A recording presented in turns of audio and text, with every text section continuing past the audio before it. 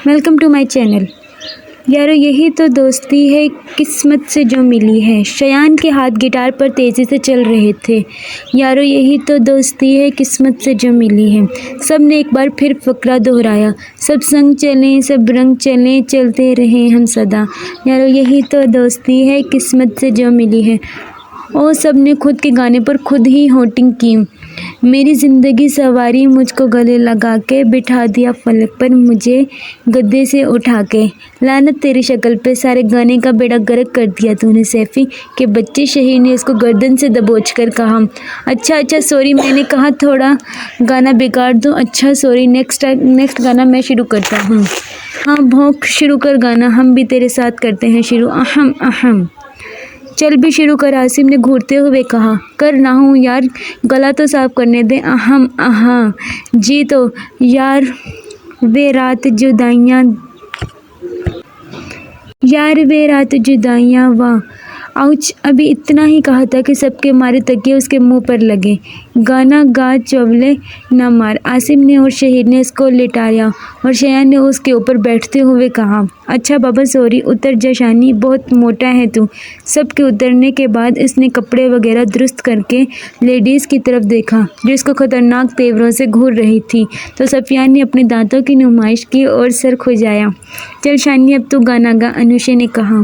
मेरी ज़िंदगी सवारी मुझको गले लगा के बैठा दिया फलक पे मुझे खाक से उठा के। यारा तेरी यारी को मैंने तो खुदा माना, याद करेगी दुनिया तेरा मेरा याराना। इसने सबकी तरफ मोहब्बत से देखते हुए कहा। बस काफ़ी है इतना ही, इसने गिटार साइड पर रखते हुए कहा। ओह, सबने तालियां बजाकर इसको सराहा। क्या टाइम हो गया है शहीर, अनुषे ने शहीर से पूछा। 2 बज गए हैं। अच्छा तो हम चलें, काफ़ी टाइम हो गया है, अनुषे ने अना को कहा। हाँ चलो, काफ़ी वक्त हो गया है। यारो क्यों ना हम सैर सपाटे करने चलें, आसिम ने न्यू आइडिया दिया। हाँ ठीक है, और रास्ते में तुम दोनों को भी छोड़ देंगे, शयान ने उसे जवाब देने के साथ इन दोनों से भी कहा। शानी हम ड्राइवर को फ़ोन कर देते हैं, जब हम जा रहे हैं तो हम तुम दोनों को अकेले इस वक्त क्यों जाने दें। चलो हमारे साथ ही, सफियान ने सीरियस अंदाज में कहा। वह सफियान मलिक भी सीरियस होता है, अनुषे ने हैरत से कहा। हाँ कभी कभी वो भी जब दिमाग ख़राब हो। इसके बात पर अनुषे ने इसको घूरा। हाँ चलो चलते हैं, ड्राइविंग मैं करूँगा, पहले कह रहा हूँ, शयान ने पहले इनसे कहा क्योंकि वो इसको ड्राइविंग करने का मौका ही नहीं देते थे। ओके कर ले मेरे भाई। कितना खूबसूरत है ना चाँद। रात के 2 बजे परीशे कमरे की खिड़की के पास खड़ी चाँद को तकते हुए खुद से बड़बड़ाई। आज न जाने क्यों इसको नींद नहीं आ रही थी। परीशे ने बेड पर जाकर टाइम देखा।